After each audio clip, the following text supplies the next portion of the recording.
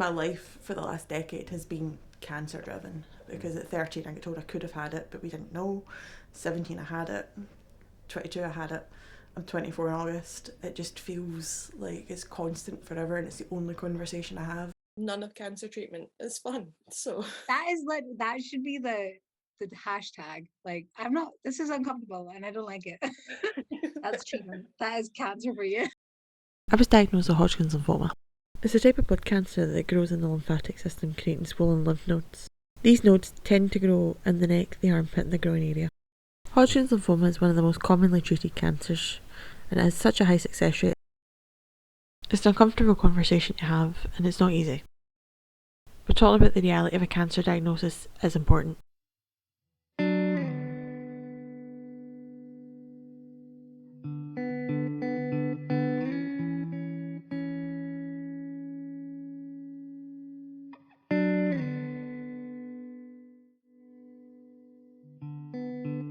At 13, you never expect the term cancer to be a possibility. It always seemed like one of those things that you'd have to deal with later on in life, like maybe in your 80s if you were lucky enough to make it that far. I get diagnosed in this dingy little, like, half shut down hospital. We're like, oh yeah, you've got cancer. And I'm like, cool.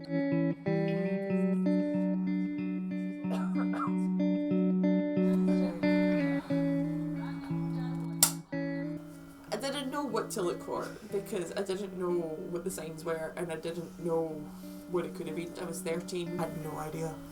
When making this documentary, I've came to terms with the fact that I have not accepted my illness quite the way that I thought I had when I thought I was going to. On top of that, so I realised now that the first time round I wasn't as lucky. In a sense, like, I was, because I get treated and stuff, but like at the same time I didn't have people around me that got it.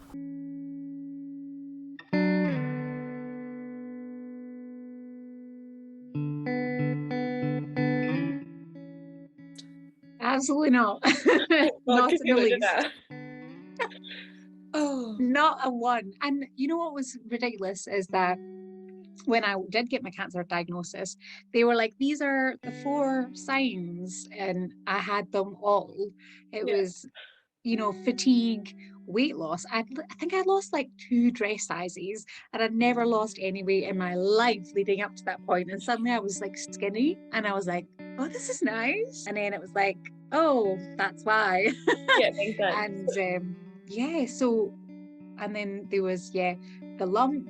I think that was the only thing that I knew might be having like a lump. I was like, oh, red flag, Yep. So but I had no idea.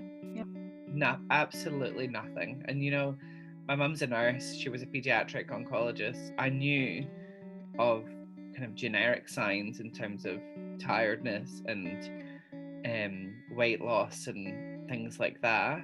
And I had all those general symptoms, and then I had my specific symptoms, which is specific to Hodgkin's, which mine was the intense itching. So this thing on my face was, I say it was a melon. Everybody else says it was like not that big, but when you're staring at yourself and you've got a lump here, it's a melon. I handled my initial diagnosis, I think, by, well, what my oncologist said, it would be a year of treatment and then you're in remission. So I was like, okay, this is a year. I'll just get my head down and just get on with it. And that really helped. It was like it was a mission, and I had to do the mission to get my life back. And I would sort of tick off every chemo, and I'd count them down, and I'd celebrate the small wins. But mostly, I think I just, spent a lot of time with my close loved ones, and I just kind of got on with it, really. I mean, you don't really have a choice if you want to hopefully get back into remission. And then as well, I was quite private about it. I didn't really post anything on Facebook, and so I basically hid the fact that I was ill for like a year, because I just wanted to try to pretend that everything was fine and normal. So yeah, that's how I did it, really. It has just a global impact on your entire existence, It really but some negative, unfortunately, in terms of self-esteem and Yeah. but for me it really helped me, one, get really in touch with my sexuality, because I actually, you know, in a way a cancer diagnosis gifts you time, you know, because you're, you know, 9 times out of 10 you're not working, you know, you're recovering from whatever treatment you've just had, so you actually have time to sit and think and process, you know, and so it really did, you know, I came to the what's the word I'm looking for, the realization that I didn't really have a community of similar like-minded people around me. I had great friends, but none of them were LGBT, and that's what I was missing. And you know, it's given me the confidence to go out and pursue that, which I'm grateful for. But it's also one of the biggest things is just a change of perspective. You know, it really puts everything into perspective. When you're 17, you get diagnosed with cancer the first time, or that time at least. It's a very isolating and scary experience to go through all on your own, regardless of how many people are there in your support group. But this time around, though, I've been really lucky because my support group has expanded. On top of that as well, I've got to meet new people through the hospital, and I've got to meet new people through the same experience, and I really think it's what's changed my whole perspective on it. As much as it's a shitty situation, it does present itself with a little breathing space, which I think is kind of nice. I went into cancer straight, cis, a little scared. I've come out of cancer gay, trans, and a lot more confident in expressing that kind of part of me, and I think that's just really nice to say. My relationship with my conditions changed quite drastically over the last couple of years because I'm now coming to terms with living with it, rather than going in, see a doctor, get treated, recover. So now it's just a case of like, it's a part of me now.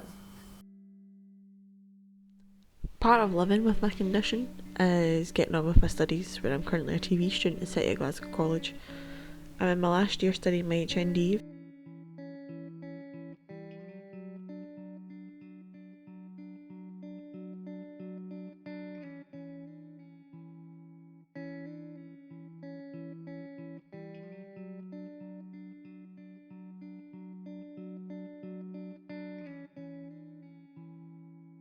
My plans for the future is to just carry on working and hopefully, just having new experiences, like traveling, meeting new people.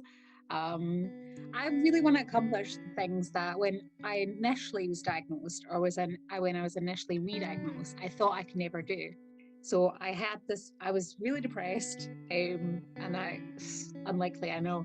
And I was like, oh, there's so much I won't be able to do. You know, I won't be able to graduate. I won't be able to like go to my friends' weddings. I won't be able to travel, blah, blah, blah. And like every time I've been able to like beat those odds. And I'm going to carry on doing that until I can. Ideally, I want to qualify and be practicing as a solicitor in London, hopefully. That's my long-term plan, but I think that's probably another couple of years away, just the way the market's looking, you know, in terms of, because of COVID, it's all been pushed back. So I think I'd like to get back to Australia and finish what I started. Hopefully not come back with cancer and come back with maybe a nice Australian boyfriend.